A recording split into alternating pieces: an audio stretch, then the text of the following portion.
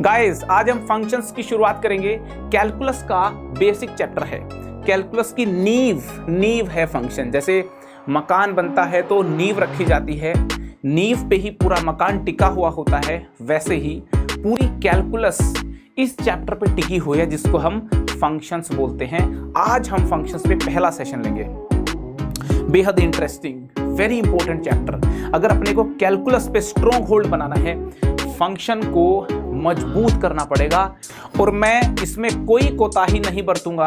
Functions को अपन basic से लेकर के एडवांस लेवल तक सारे कॉन्सेप्ट्स हम कवर करेंगे, ठीक है। सिंपल कॉन्सेप्ट करके हम तुमको रटा देंगे, तेरे मेरे बीच कोई आएगा तो हटा देंगे। एक एक कॉन्सेप्ट तुमको चटा देंगे, भाव खा ले जितना खाना है, क्वेश्चन देंगे फंसा लेंगे। अबे थोड़ा हंस भी ले, नहीं तो टिकलिंग करके हंसा देंगे। तो कैसे हैं आप लोग? आई होप आप सब लोग अच्छे होंगे और मैं भी हूं एकदम फन्नाट। तो चलिए फंक्शंस की शुरुआत करते हैं। क्या लिख दिया मैंने? ये मैथ्स का ताज, मैथ्स का ताज है कैलकुलस, और कैलकुलस का जहाज है फंक्शंस। मतलब कैलकुलस की नैया पार करनी है, फंक्शंस पे बैठ के की जा सकती है। मैथ्स का ताज मतलब कैलकुलस मैथमेटिक्स का एक शानदार पोर्शन है, और उस शानदार पोर्शन का जो जहाज है वो फंक्शंस है। फंक्शंस पे बैठ के ही पूरी कैलकुलस आप पार कर सकते हो। कैलकुलस को आपको स्ट्रॉन्ग करना है मेरे दोस्त, फंक्शंस पे आपको स्ट्रॉन्ग होल्ड बनाना होगा। क्या मजेदार चैप्टर है। हमारे सिलेबस में फंक्शंस हैं सिर्फ एक वेरिएबल वाले, फंक्शंस इन सिंगल वेरिएबल। बात समझ में आ रही है क्या? हमारे सिलेबस में फंक्शंस हैं, functions in one variable. Functions दोस्तों एक से ज्यादा वेरिएबल्स में भी होते हैं। फंक्शन 2 वेरिएबल, 3 वेरिएबल, 4 वेरिएबल्स में भी हो सकते हैं, मगर हम इस लेक्चर सीरीज में बात करने वाले हैं सिर्फ 1 वेरिएबल के फंक्शंस की। इनफैक्ट आपको बताऊं, हमारे सिलेबस में जो कैलकुलस है वो सिंगल वेरिएबल कैलकुलस है ना। Calculus in one variable, calculus in one variable. एक से ज्यादा वेरिएबल वाली कैलकुलस जो है ना, जैसे 2 वेरिएबल वाली कैलकुलस को 2 वेरिएबल कैलकुलस बोलते हैं, 3 वेरिएबल वाली कैलकुलस को 3 वेरिएबल कैलकुलस बोलते हैं, मल्टी वेरिएबल कैलकुलस होते हैं। अगर आप किसी अच्छे कॉलेज में चले गए, किसी शानदार कॉलेज में चले गए, तो वहां पे आप पढ़ेंगे एक से ज्यादा वेरिएबल वाली calculus, 2 variable, 3 variable, 4 variable, multi variable calculus पढ़ने का आनंद आप वहां पे उठाएंगे। और क्या मजा आता है मल्टी वेरिएबल कैलकुलस में। डबल इंटीग्रेशन करना पड़ता है, ट्रिपल इंटीग्रेशन करना पड़ता है, क्या गजब का मजा आता है ना। मतलब मल्टी वेरिएबल कैलकुलस में चीजें 3 डायमेंशन में जब कैलकुलस का इस्तेमाल करते हैं, गजब की फील आती है दोस्तों। बड़ा इंटरेस्टिंग चैप्टर है फंक्शंस। इनफैक्ट पूरी ही कैलकुलस जो है ना वो इंटरेस्टिंग है, ठीक है ना।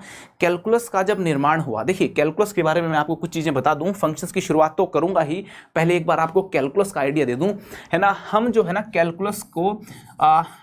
कैलकुलस को यूं समझते हैं, कैलकुलस जो है ना उसके 2 पार्ट हैं, है ना। एक तो है डिफरेंशियल कैलकुलस, है ना, डिफरेंशियल कैलकुलस। एक है डिफरेंशियल कैलकुलस। तेरे मेरे बीच कोई आएगा तो हटा देंगे, एक एक कॉन्सेप्ट सिंपल करके चटा देंगे। इधर देख लो चुपचाप, ठीक है ना। डिफरेंशियल कैलकुलस, है ना। और एक पार्ट है इंटीग्रल कैलकुलस। क्या समझे? इंटीग्रल कैलकुलस दोस्तों, जो डिफरेंशियल कैलकुलस है इसमें डिफरेंशिएशन और डिफरेंशिएशन का इस्तेमाल कैसे करते हैं ये पढ़ते हैं हम लोग। इंटीग्रल कैलकुलस में इंटीग्रेशन और इंटीग्रेशन का क्या इस्तेमाल है, इंटीग्रेशन के यूज क्या है, ये बातें सीखी जाती हैं, ठीक है ना। तो कैलकुलस के 2 पोर्शन हैं, डिफरेंशियल कैलकुलस और इंटीग्रल कैलकुलस। अगर अपनी डिफरेंशियल कैलकुलस पे अच्छी पकड़ बन जाती है ना, तो समझ लो आधा पोर्शन अपना कंप्लीट है, और बेसिक्स तो सारे कवर हो गए। फिर बना लेंगे इंटीग्रल कैलकुलस पे कमांड, बन गई हमारी डिफरेंशियल और इंटीग्रल कैलकुलस पे कमांड, एकदम काम हो जाएगा फिट। तो डिफरेंशियल कैलकुलस में बेसिक चैप्टर है फंक्शन, इसको पढ़ लेंगे। फिर डिफरेंशियल कैलकुलस का 1 बाय 1 करते हुए लिमिट्स पढ़ेंगे, कॉन्टिन्यूटी, डिफरेंशिएबिलिटी, वाह क्या मजा आएगा। डिफरेंशिएशन सीखेंगे, एप्लीकेशन ऑफ डेरिवेटिव, मजा आ जाएगा। फंक्शन नाम के जहाज पे बैठ के एकदम डुबकी लगा देंगे और पूरी कैलकुलस में से यूं करके तैरते हुए निकल जाएंगे, ठीक है। कैलकुलस की जो हिस्ट्री है वो भी बेहद इंटरेस्टिंग है। क्या मज़ेदार, खूबसूरत, सुगंधित हिस्ट्री है। न्यूटन बाबा जो थे, न्यूटन बाबा ने फिजिक्स की कुछ प्रॉब्लम्स को सोल्व करने के लिए कैलकुलस का निर्माण किया था, ऐसा बताते हैं। कुछ लोग कहते हैं कि न्यूटन और लेबनीज दोनों ने ही कैलकुलस बनाई थी, है ना, इंडिपेंडेंटली। न्यूटन अपनी कैलकुलस बना रहा था, लेबनीज नाम का मैथमेटिशियन अपनी कैलकुलस बना रहा था, दोनों ने डेवलप की थी। कैलकुलस में काफ़ी कंट्रीब्यूशन हमारे इंडिया का भी है। ऐसा नहीं हो सकता कि मतलब हम लोग कंट्रीब्यूट ना करें यार, कभी हुआ है क्या ऐसा? तो कैलकुलस जो है ना, आज जो मॉडर्न थ्योरी ऑफ कैलकुलस है, इसमें न्यूटन का एक अच्छा खासा रोल है, लेबनीज का अच्छा खासा रोल है। उसके बाद तो काफ़ी सारे मैथमेटिशियन आए जिन्होंने अलग अलग एरिया में कंट्रीब्यूट किया, हम इंडियंस ने भी कंट्रीब्यूट किया। ठीक है जी, शुरू करते हैं फंक्शंस को। तो क्या होता है भाई फंक्शन? हमने रिलेशंस ऑलरेडी पढ़ लिया है ना, हमने रिलेशंस ऑलरेडी पढ़ लिया है दोस्तों। जो रिलेशंस होते हैं वो दो सेट्स के बीच में होते हैं, मैंने आपको बात बताई थी, है ना। उसी प्रकार से जो फंक्शंस होते हैं वो भी दो सेट्स के बीच में डिफाइन होते हैं, है ना। आपको बताऊं, रिलेशंस जो है ना, रिलेशंस में से ही स्पेशल टाइप के कुछ रिलेशंस होते हैं जिनको हम फंक्शंस बोलते हैं। ये बात हमें समझनी सबसे पहले तो, है ना। Some special type of relations,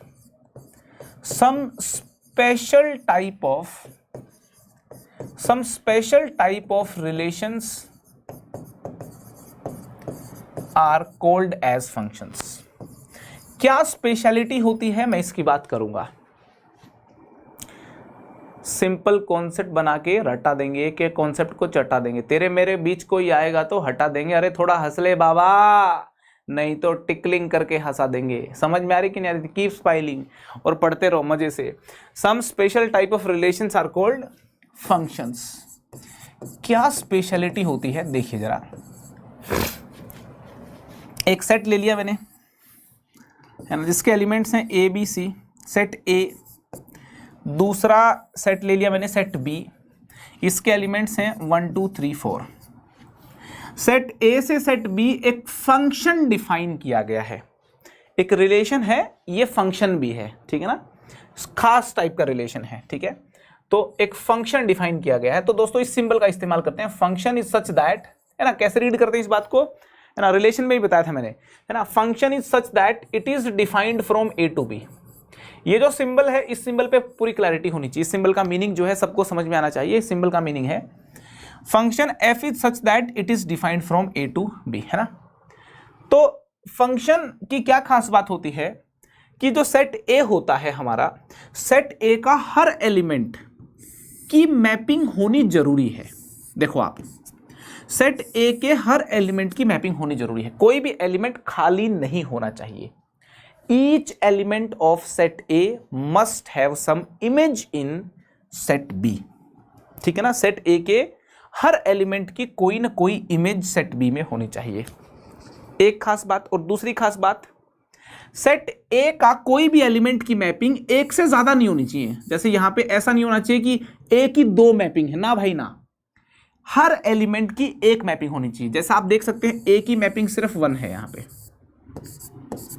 B की मैपिंग सिर्फ 2 है, सी की मैपिंग भी सिर्फ 2 है। यहां पे यूनिक मैपिंग है, इस एलिमेंट की एक मैपिंग, इसकी एक है, वो बी के साथ मैच कर गई, वो अलग बात है, मगर मैपिंग तो एक हुई ना।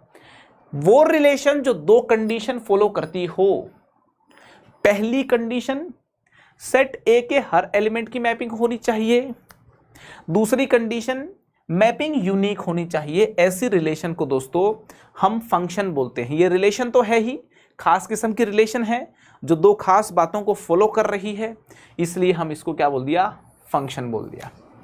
समझ में आ रही कि नहीं आ रही, है ना। This is a special type of relation which is a function, ठीक है ना। यहाँ पे नोट करने वाली दो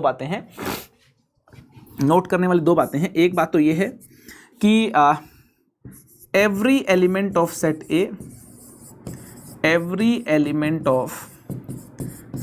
ए, है ना, मस्ट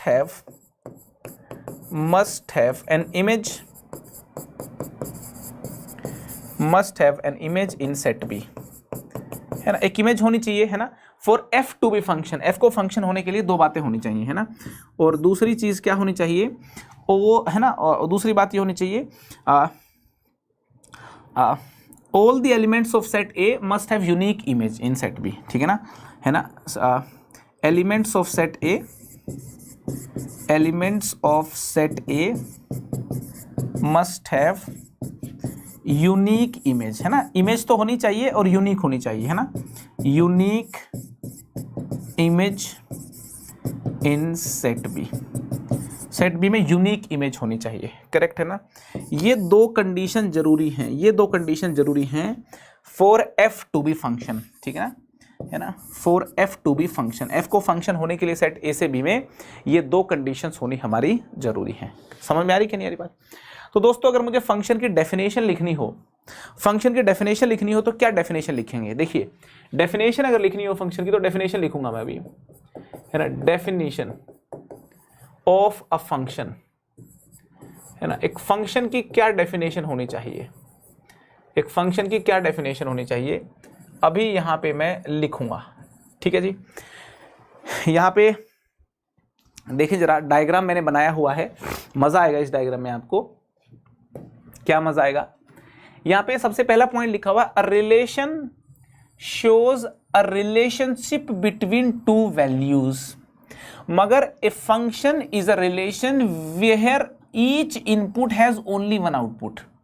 यहां पे देखो रिलेशन तो कोई भी रिलेशनशिप हो सकती है, मगर फंक्शन जो है वो एक ऐसी रिलेशन होती है जिसमें यहां पे दो शब्द हाईलाइट करना जरूरी है। एक तो ईच इनपुट, मतलब हर इनपुट के करस्पॉन्डिंग सिर्फ एक आउटपुट होना चाहिए, हर इनपुट के करस्पॉन्डिंग आउटपुट होना चाहिए और एक आउटपुट होना चाहिए ना। इनपुट हम इस सेट के एलिमेंट्स को बोलते हैं, आउटपुट इस सेट के एलिमेंट को बोलते हैं ना। यहां पे आप देख सकते हो ये डायग्राम में, ये देखिए ये एक फंक्शन है ना, यहां सेट ए से बी, ये सेट ए से बी फंक्शन डिफाइन किया गया है ना, ये भी एक फंक्शन है, ये भी एक फंक्शन है। आप देखिए यहां पे देखो सारे एलिमेंट की मैपिंग हो रखी है और यूनिक मैपिंग हो रखी है, यहां पे भी सारे एलिमेंट्स की मैपिंग हो रखी है और आप देखिए यूनिक मैपिंग हो रखी है, यहां पे देखिए आप यूनिक मैपिंग हो रखी है, ठीक है ना। ये दोनों फंक्शंस हैं, इन दोनों केसेस में रिलेशंस को देखोगे ये दोनों फंक्शंस हैं और ये फंक्शंस नहीं हैं ये वाले दोनों।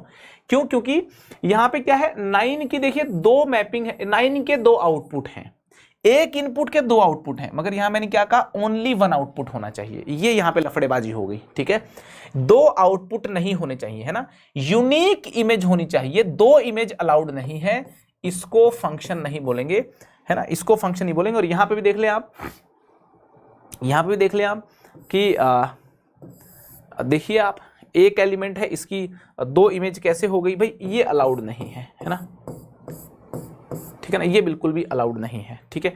तो दोस्तों ये यहां पे फंक्शंस नहीं है इन दोनों केसेस में, इनको रिलेशन जरूर बोला जाएगा, इनको रिलेशन जरूर बोला जाएगा, ठीक है, और है ना, इनको रिलेशन जरूर बोला जाएगा, मगर फंक्शन यहां पे नहीं बोलेंगे। फंक्शन इन दोनों केसेस में जो डायग्राम बनाए हैं वो मैंने फंक्शन है, ठीक है। तो फंक्शन के लिए हम ये बोलेंगे कि अ मैपिंग, ध्यान से सुनना, अ मैपिंग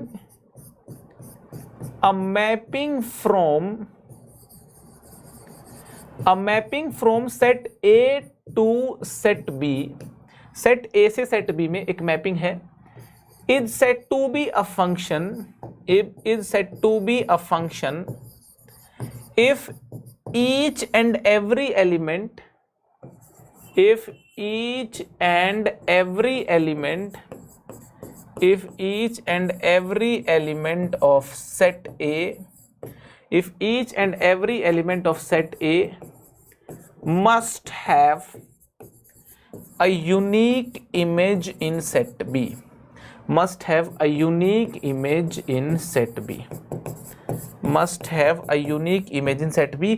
यहां पे आपको बता दूं जो इंपॉर्टेंट टर्म्स है हाईलाइट करने के लिए, एक तो ये है ईच एंड एवरी एलिमेंट और दूसरा है यूनिक, ठीक है ना।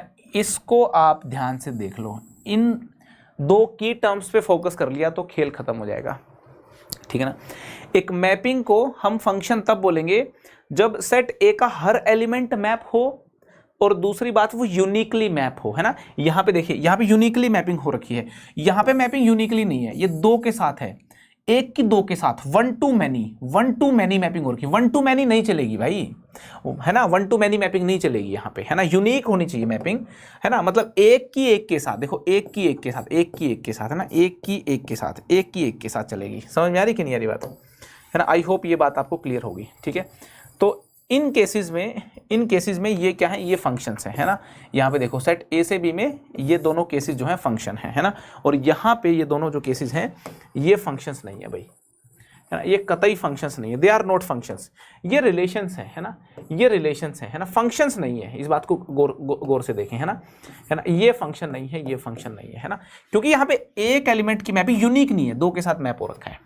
मुझे लगता है एकदम क्लियर होगा, पिक्चर एकदम क्लियर होगी, ठीक है, राइट है। चलिए बहुत ही बढ़िया, है ना। फंक्शन के लिए दो बातों का ध्यान रखना है अपने को, मैंने यहाँ पे लिख दी थी, ठीक है, और वापस से पूरी डेफिनेशन मैंने यहाँ पे लिख दी है, करेक्ट है ना सर। चलिए बहुत ही बढ़िया, कुछ चीज़ें देखिए, आज सारी बारीक बातें जो है कवर करेंगे हम, है ना। देखो एक फंक्शन डिफाइन है, मान लो सेट ए से सेट बी में, है ना, देखो ध्यान से, एक फंक्शन डिफाइन है सेट ए से सेट बी में,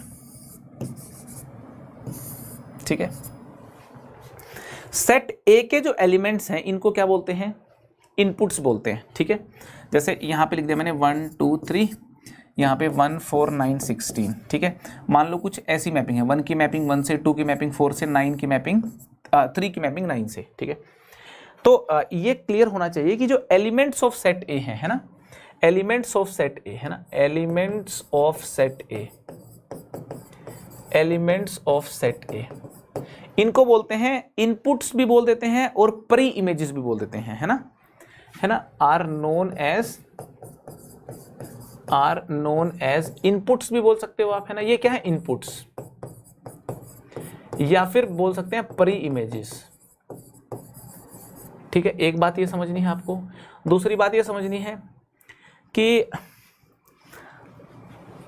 जो आपके ये जो इनपुट्स हैं ना, इनके करस्पॉन्डिंग देखिए आप, ये क्या है, ये आपके आउटपुट्स हैं। समझ में आ रही कि नहीं आ रही। यहाँ पे देखिए जो 1 है ना, 1 2 3, ये क्या है, इनपुट्स हैं। 1 2 3 ये हमारे हैं इनपुट्स या फिर प्री इमेजेस, है ना, ये क्या है, इनपुट्स या फिर प्री इमेजेस। और ये जो आए ना 1 4 और 9, ये आउटपुट हो गए, ये क्या हो गए, आउटपुट हो गए, ठीक है। 1 4 और 9 इनको बोलते हैं आउटपुट, क्या बोलते हैं, आउटपुट्स हैं ये, आउटपुट्स या फिर इमेजेस, ये क्या हो गए, ये आउटपुट्स हो गए। समझ में आ रही कि नहीं आ रही। वन फंक्शन एक मशीन की तरह है, फंक्शन जो है ना मशीन की तरह, भाई छोटी छोटी जो मशीन होती है ना, मैथ्स की मशीन, वो ये ऐसी होती है भाई, इनपुट आउटपुट। जैसे आपने देखा होगा ना, आपके आसपास बहुत सारी मशीन है, जैसे लाइट लगी हुई यहाँ पे मशीन है, कंप्यूटर सिस्टम मशीन है, ये जो बोर्ड में लिख रहा हूँ ये भी देखिए मशीन है ना। सामने देखिए आपके बटन लगे हुए हैं, लाइट जल रही है, एसी चल रहा है, ये क्या है, मशीन्स हैं सारी की सारी। मशीनों का क्या काम होता है मैं बताऊं दोस्तों, देखो मशीन क्या काम करती है, गाड़ी है, जैसे गाड़ी भी एक मशीन है। गाड़ी क्या करती है, डीजल या पेट्रोल लेती है ना, डीजल गाड़ी ने ले लिया और आपको क्या करके दिया, आपको मैकेनिकल वर्क करके दिया, है ना। आप एक जगह से दूसरी जगह चले गए, आपका काम करके दिया क्या नहीं दिया, आपको क्या करके दिया, आपको वर्क करके दिया, ठीक है। तो एज एन इनपुट तो डीजल ले लिया और एज एन आउटपुट उसने वर्क करके दे दिया, है ना। तो गाड़ी एक मशीन है ना। एसी एक मशीन है, एसी क्या करता है, इलेक्ट्रिकल एनर्जी ले लेता है और आपको क्या करता है, फिर चेंज इन टेम्परेचर ला के दे देता है ना। तो आपका आउटपुट जो क्या कर दिया, अभी कमरे का टेम्परेचर जो है उसने बदल दिया, है ना। इनपुट क्या करा उसने, इनपुट इलेक्ट्रिकल एनर्जी का प्रयोग किया। तो मशीनों का क्या काम होता है, इनपुट लेती हैं और आउटपुट देती हैं। उसी प्रकार से मैथ्स में मशीन जो है वो फंक्शंस होती हैं। भाई मैथ्स की हमारी डेली लाइफ की मशीन तो ये हो गई, है ना, गीज़र हो गया, एसी हो गया, लाइट हो गई, फैन हो गए, कंप्यूटर हो गया, ये सब चीज़ें, है ना। मगर मैथ्स की मशीन होती हैं फंक्शंस, है ना। मैथ्स की मशीन्स हैं, फंक्शंस आर लाइक मशीन्स, ठीक है ना। फंक्शंस आर लाइक मशीन्स, है ना, यहाँ लिख देता हूँ मैं, functions are like machines, functions are like machines, बिल्कुल मशीन्स की तरह होती हैं। इनपुट लेना और आउटपुट जो है वो देना, क्या बोलते, समझ में आ गई बात? चलिए, बात समझ में आ गई क्या? शर्मा गई क्या? शर्माना नहीं है, घबराना भी नहीं है। ठीक है जी, क्लियर हो गई बात। अब आगे बढ़ते हैं, ध्यान से देखना आप बात को। जो हमारी ये है ना परी इमेज, परी इमेज से बनने वाला जो सेट होता है उसको बोलते हैं domain of function. Domain of function क्या है? डोमेन जो है ना, domain of function, domain of function है एक set, set of all pre images. जी हां, डोमेन ऑफ फंक्शन क्या है? Set of all pre images. और डोमेन ऑफ फंक्शन जो है, this is denoted by, this is denoted by, ऐसे डिनोट करते हैं डी एफ, ऐसे करके। तो ये हमारा एफ फंक्शन है, ये हमारा एफ फंक्शन है ए से बी। तो एफ फंक्शन की डोमेन क्या हो गई? एफ फंक्शन की डोमेन हो गई 1 2 3, ये वाला सेट हो गया। एफ फंक्शन की डोमेन जो है वो ये वाला सेट हो जाएगा। समझ में आ रही कि नहीं आ रही? फंक्शन की डोमेन समझ में आ गई ना? ये जो परी इमेजेस है ना, परी इमेजेस, इनसे बनने वाला पूरा सेट, पूरे सेट को बोला जाता है डोमेन। ये यहां पे समझने वाली बात है, जो पूरा सेट है ना, इस पूरे सेट को डोमेन बोला जाता है। अब एक पॉइंट समझते हैं, range of function. Range of function जो है ना, रेंज क्या होती है फंक्शन की? रेंज ऑफ फंक्शन जो है वो भी एक सेट होता है। किसका? डोमेन जो है परी इमेजेस का सेट है, रेंज जो है that is set of all images, set of all images, है ना। रेंज को लिखते हैं ऐसे, रेंज ऑफ फंक्शन, इमेजेस का सेट। इमेजेस कौन है? 1 4 और 9, ये इमेजेस हैं। 1 2 3 ये क्या है? परी इमेजेस हैं। समझ में आ रही बात आपको? 1 4 9 है ना, ये क्या हो गई हमारी? ये हो गई इमेजेस। तो फंक्शन की डोमेन और रेंज समझ में आई ना? फंक्शन की जो डोमेन है वो एक पूरा सेट होती है ना। फंक्शन की जो रेंज है वो भी एक सेट होती है। रेंज जो है वो इमेजेस का सेट है और डोमेन जो है परी इमेजेस का सेट है ना। Range of function is denoted by, this is denoted by, this is denoted by ऐसे आर ऑफ एफ, ऐसे लिख दिया है ना, रेंज ऑफ फंक्शन। ठीक है, एक और टर्म होती है बड़ी मजेदार, डोमेन रेंज समझ में आ गई ना। डोमेन क्या है? इनपुट्स मतलब परी इमेजेस का सेट, रेंज क्या है? आउटपुट्स मतलब इमेजेस का सेट। एक और खास टर्म होती है दोस्तों, को डोमेन ऑफ फंक्शन। क्या होती है? को डोमेन ऑफ फंक्शन। को डोमेन, को डोमेन ऑफ फंक्शन। फंक्शन की जो को डोमेन होती है वो होती है कंप्लीट सेट बी। ये जो बी सेट है कंप्लीट, इसको बोलते हैं को डोमेन ऑफ फंक्शन, है ना। Complete set B, complete set B, पूरा सेट बी जो है इसको बोला जाता है को डोमेन। ठीक है ना, आपको दिमाग ही नहीं लगाना। को डोमेन हमेशा एग्जामिनर देता है, हमेशा क्वेश्चन में गिवन होती है, आपको दिमाग नहीं लगाना होता को डोमेन निकालने के लिए। को डोमेन को रिप्रेजेंट कैसे करते हैं? रिप्रेजेंटेड बाय, ऐसे को लिख के डी एफ लिख दिया, मतलब को डोमेन ऑफ फंक्शन, ऐसे ऐसे रिप्रेजेंट करते हैं। देखो आप, सी ओ डी एफ, को डोमेन ऑफ फंक्शन। ठीक है, तो को डोमेन जो है फंक्शन की वो कितनी हो गई? ये वाला सेट, पूरा सेट लिख दो उठा के आप, ये पूरा सेट कॉपी पेस्ट कर दो भाई। को डोमेन एकदम खटाक से कॉपी पेस्ट कर दो आप, मजा आ जाएगा आपको। ठीक है ना, तो ये सारे पॉइंटर अगर आपको समझ में आ गए तो आपको फंक्शन से रिलेटेड सारी इंपॉर्टेंट टर्म्स समझ में आ गई। फंक्शन को लेकर के क्या समझ में आ गई आपको? फंक्शंस को लेकर के आपको समझ में आ गई all important terms, all important terms, ये सारी इंपॉर्टेंट टर्म्स आपको समझ में आ गई। ठीक है ना, डोमेन क्या है, को डोमेन क्या है और रेंज क्या है। ठीक है, एक बात यहां पे नोट करनी है, कोडोमेन तो बड़ा सेट होती है और रेंज जो होती है वो इसी का एक सबसेट होती है। रेंज कोडोमेन के बराबर भी हो सकती है, जैसे मान लो यहाँ पे 5 होता और इससे मैपिंग होती तो रेंज कोडोमेन बराबर भी हो जाती, क्योंकि रेंज में भी सारे एलिमेंट आ जाते, कोडोमेन में तो सारे होंगे ही। तो दोस्तों जो रेंज होती है ना, रेंज जो होती है वो कोडोमेन का सबसेट होगी या फिर रेंज कोडोमेन इक्वल होंगी। रेंज कभी कोडोमेन से बड़ी तो हो नहीं सकती। ठीक है ना, ये यहां पे बात अपने को नोट करनी है। पॉइंट नंबर 6 में क्या नोट करना है कि जो रेंज है ना, रेंज ऑफ अ फंक्शन, एक फंक्शन की जो रेंज होगी वो सबसेट भी हो सकती है और इक्वल भी हो सकती है। किसका? कोडोमेन के बराबर। सबसेट किसका? कोडोमेन का। बराबर हो सकती है तो किसके? कोडोमेन के। कोडोमेन ऑफ अ फंक्शन, ये हमको समझनी है बात। जो रेंज है फंक्शन की, that can be subset of codomain या फिर equal to the codomain. Clear है ना बात? है ना? देखिए यहां पे एकदम क्लैरिटी के साथ पता होना चाहिए। अगर मैं पूछूं कि इमेज ऑफ 1 कितनी है? 1। इमेज ऑफ 2 4, इमेज ऑफ 3 9, लिख देता हूं यहां पे। इमेज ऑफ 1 कितनी है? देखो देखो यहां पे इमेज ऑफ 1, इधर देखो, यहां पे मैं बना देता हूं परी इमेज। ये लिख दिया परी इमेज और यहां लिख दिया इमेज। तो 1 की जो इमेज है, देखो यहां पे मैं वो बनाता हूं। 1 की इमेज कितनी है? 1। 2 की इमेज कितनी है? 4। और 3 की इमेज कितनी है? 9। उसी तरीके से 1 की परी इमेज कौन है? 1। 4 की परी इमेज 2 और 9 की परी इमेज 3, है ना? ये तो कोई कंफ्यूजन नहीं है ना इसके अंदर तो, ठीक है। चलो बहुत ही बढ़िया, बहुत ही बढ़िया, एकदम अति सुंदर, अति शानदार, जबरदस्त, जिंदाबाद। अब देखो 9 की परी इमेज 3 है, 16 की कोई परी इमेज नहीं है, ये बात नोट करो, है ना? 16 की कोई परी इमेज नहीं है ना? 16 डज नॉट हैव एनी परी image. 16 does not have any परी इमेज, कोई परी इमेज नहीं है। क्लियर है सर? बिल्कुल क्लियर है, राइट?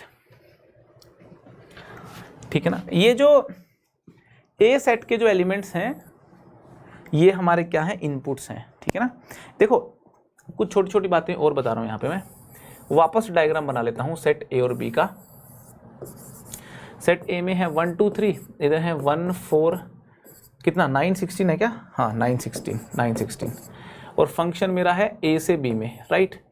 1 की मैपिंग 1 से, 2 की मैपिंग 4 से, 3 की मैपिंग 9 से है ना? दोस्तों हम हमेशा ऐसे लिखते हैं, देखो ये फंक्शन एफ है ना, फंक्शन एफ है ना, एफ के अंदर यहां पे इनपुट रखा जाता है। इनपुट अगर 1 रखेंगे तो आउटपुट भी कितना आएगा? 1। तो एफ ऑफ 1, इसको ऐसे रीड करते हैं हम लोग, इसको ऐसे रीड करते हैं एफ ऑफ 1, एफ ऑफ 1 मतलब एफ के अंदर 1 इनपुट डालोगे तो 1 आउटपुट आ जाएगा। एफ के अंदर 2 इनपुट डाल दिया तो आउटपुट कितना आएगा? 4। एफ के अंदर 3 इनपुट डाल दिया तो आउटपुट कितना आएगा?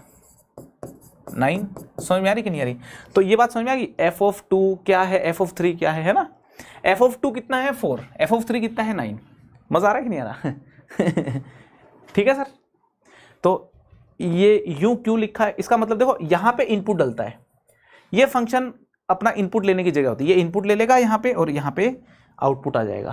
क्लियर है ना? चलिए जी, और क्या बताएं आपको? बेसिक बातें तो बता दी आपको, ठीक है ना? हाँ एक और चीज बताते हैं आपको, देखो पॉइंट नंबर 8। दोस्तों ये जो इनपुट्स होते हैं ना, ये जो इनपुट्स होते हैं इनको बोलते हैं एक्स, है ना? इनपुट्स जो होते हैं ना उनको एक्स से डिनोट किया जाता है ना? इनपुट्स जो हैं, inputs are denoted by X, और जो आउटपुट्स होते हैं ना, outputs are generally denoted by Y, है ना? एक्स से हम इनपुट्स को डिनोट करेंगे और वाई से हम आउटपुट्स को डिनोट करेंगे। ये बात भी समझ में आनी चाहिए। और इसी के साथ एक और बात बता दूं, जो इनपुट्स होते हैं या यूं कहूं जो एक्स होते हैं, एक्स को बोलते हैं इंडिपेंडेंट वेरिएबल। क्या बोलते हैं? Independent variable. Independent variable, independent variable जो है वो मतलब एक्स जो होगा ना, इनपुट जो होगा वो इंडिपेंडेंट वेरिएबल होता है ना? और जो आउटपुट होता है भाई, आउटपुट तो इनपुट पे डिपेंडेंट है, ये वाली चीज तो डिपेंडेंट है ना इसके ऊपर। तो आउटपुट जो होता है y, उसको बोलते हैं डिपेंडेंट वेरिएबल। क्या बोलते हैं? Dependent variable. तो कभी इंडिपेंडेंट वेरिएबल या डिपेंडेंट वेरिएबल की बात आ जाए तो आप समझ जाना x की और y की बात हो रही है, इनपुट की और आउटपुट की बात हो रही है। क्लियर हो गई बात? ठीक है ना। इंडिपेंडेंट वेरिएबल हमारा x हो गया और डिपेंडेंट वेरिएबल हमारा y हो गया। ठीक है, तो कुल मिलाकर के इनपुट मेरा x है ना। इनपुट मेरा क्या है? x। अगर x इनपुट के ऊपर फंक्शन लग जाएगा तो क्या आ जाएगा? आउटपुट आ जाएगा, y आ जाएगा क्या आ जाएगा? y आ जाएगा। तो fx और y एक ही चीज़ होती है ना। fx और y जो है एक ही चीज़ होती है ना। x पे फंक्शन लग गया तो ये तो आउटपुट बन गया ना। आउटपुट को हम y से डिनोट करते हैं दोस्तों, है ना। जनरली मतलब जनरल एक स्टेटमेंट है ये। ठीक है, तो बहुत बहुत बढ़िया, बहुत बहुत यहाँ पे बेसिक सी टर्म्स हमने सीखे। मतलब एक तरीके से मैंने बस बताया कि फंक्शन क्या होता है और फंक्शन से रिलेटेड जो टर्म्स है ना वो बताई हैं आपको मैंने, है ना।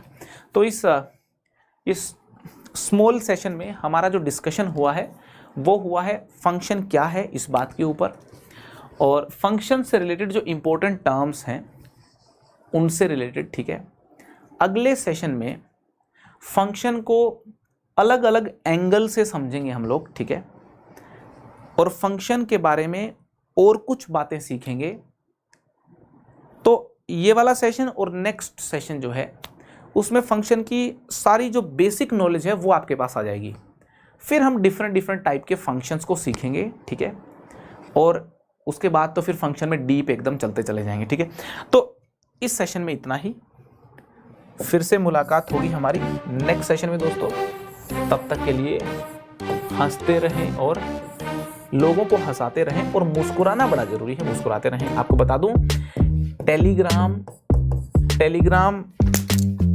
अरे भाई टूटेगा क्या? टेलीग्राम चैनल का जो लिंक है, लिंक नहीं, टेलीग्राम हैंडल जो है वो है @भन्नाटमैथ्स। ये टेलीग्राम ग्रुप का है और टेलीग्राम चैनल का है @भन्नाटमैथ्सऑफिशियल। तो दोस्तों अगर आपको इस लेक्चर के नोट्स चाहिए, अगर अपने को डीपीपी चाहिए, अगर अपने को डीपीपी सॉल्यूशन चाहिए, जल्दी जल्दी लिख देता हूँ, अगर अपने को डेली क्विज चाहिए, खट डेली क्विज चाहिए, अगर डिस्कशन अपने को करने हैं, है ना, नोटिफिकेशन सारी की सारी टेलीग्राम चैनल टेलीग्राम ग्रुप पे आती हैं। आप इन सारे कारणों की वजह से टेलीग्राम चैनल ज्वाइन करना चाहो तो कर सकते हो। ये सारे बेनिफिट्स लेना चाहते हो तो लेक्चर का जो नीचे डिस्क्रिप्शन है उसमें भी हम नोट्स डीपीपी सॉल्यूशन के लिंक्स डालते हैं, उसमें 2-3 दिन लग जाते हैं। इमीडिएटली आपको टेलीग्राम चैनल टेलीग्राम ग्रुप पे मिलता है, 1-2 दिन के बाद लेक्चर के डिस्क्रिप्शन लिंक में भी हम अवेलेबल करवा देते हैं। ठीक है, आप लोगों के लिए जितना जल्दी हो सके उतना जल्दी हम डिस्क्रिप्शन में डालने की कोशिश करते हैं। करेक्ट है, तो आज के सेशन में इतना ही, है ना। अच्छे से फंक्शन के नोट्स बनाइएगा, है ना, डीपीपी कीजिएगा, है ना, कोई समस्या तो डीपीपी सॉल्यूशन देखिएगा। ठीक है, चलिए फिर आज इतना ही। भाई को दुआओं में याद रखना। Bye bye.